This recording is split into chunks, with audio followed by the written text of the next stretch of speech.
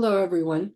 My name is Kathleen Moran, and I'm here to tell you about a course that I will be teaching in fall for Ollie called Walt Disney's American Century and the California Dream. In 1941, publisher Henry Luce declared the 20th century the American century, pointing to the rise of U.S. economic and geopolitical power. For Luce, the term was aspirational as much as descriptive, but by the 1960s it had become part of mainstream journalistic and scholarly discourse, used both affirmatively and critically to describe the U.S. as a global power. Yet beyond geopolitics, it was American popular culture, American movies, television, music, advertising, fashion, amusement parks, all those things, that came to express and define the century at least as powerfully as American military power or economic dominance. And no figure is more closely associated with this imaginative dominance than Disney, and no place embodied Disneyization more fully than California. Disney, of course, refers to first a man. Walter Elias Disney was born in 1901 at roughly the moment economic historians believe the United States was overtaking Britain as the world's largest economy. His life almost perfectly spans America's rise from an emerging industrial nation to the world's preeminent global leader and a cultural superpower. In this course, we will explore some of the ways Disney, the man, the company, the films, the television programs, and the theme parks both reflected and helped shape the American landscape as well as the American national imagination. In our course, we will also ask a question that, as far as I know, has not been much considered. We will ask how and why the California dream specifically became the most vivid expression of the American dream, and in many respects, the lived experience of the American century. We will begin with an overview of the American century, talking about Disney's movies and landscapes and his optimistic vision that made California the imaginative center of the American century. In week two, we will talk about Walt Disney. He arrived in his Hollywood phase in Los Angeles in 1923. In 1928, Steamboat Willie premiered. It was a groundbreaking animated cartoon featuring, in Disney's words, the mouse who started it all. So we will discuss Steamboat Willie as well as the Silly Symphonies, the cartoon series that revolutionized animation and filmmaking in general. In our third week, we will watch and discuss the film that was a pivotal turning point in the history of animation, as well as artistic and creative triumph for Disney, Snow White and the Seven Dwarfs. The commercial success of that movie laid the groundwork for Disney's modern entertainment empire. Several scholars have suggested that Snow White was an expression of the American dream, but I will make a case for the distinctly California vision that it reflected.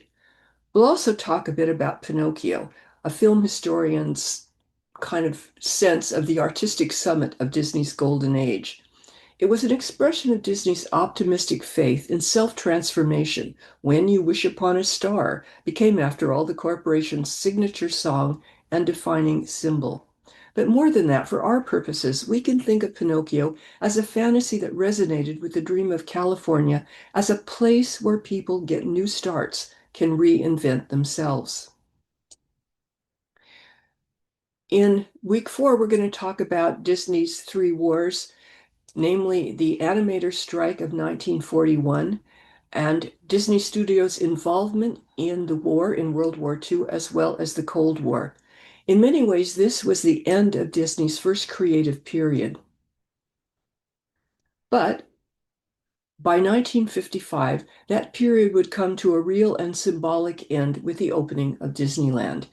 Walt's new kind of theme park was to be his California utopia, a place that may have represented the corporate view of the happiest place on earth, for sure it did that, but it also embodied a youthful optimism, glamour, and a new beginning spirit that defined California, that really was expressed in California in the post-war period.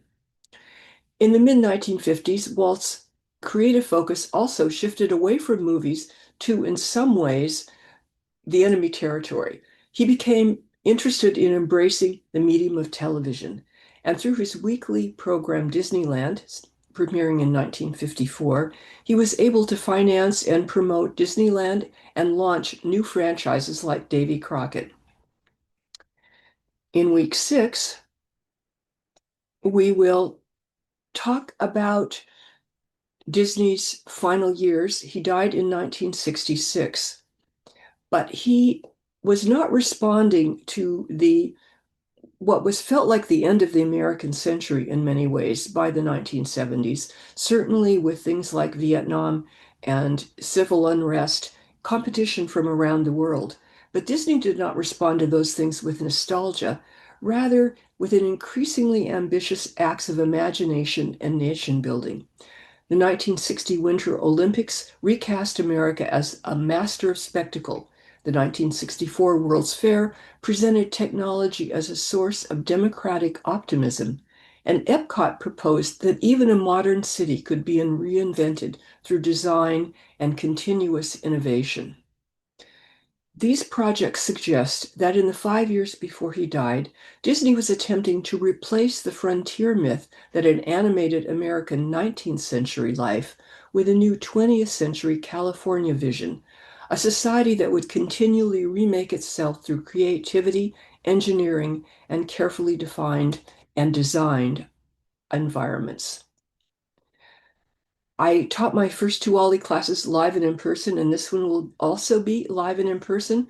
I really like to be able to talk with you and think with you about the materials in our course. I look forward to seeing you in the fall. Thank you.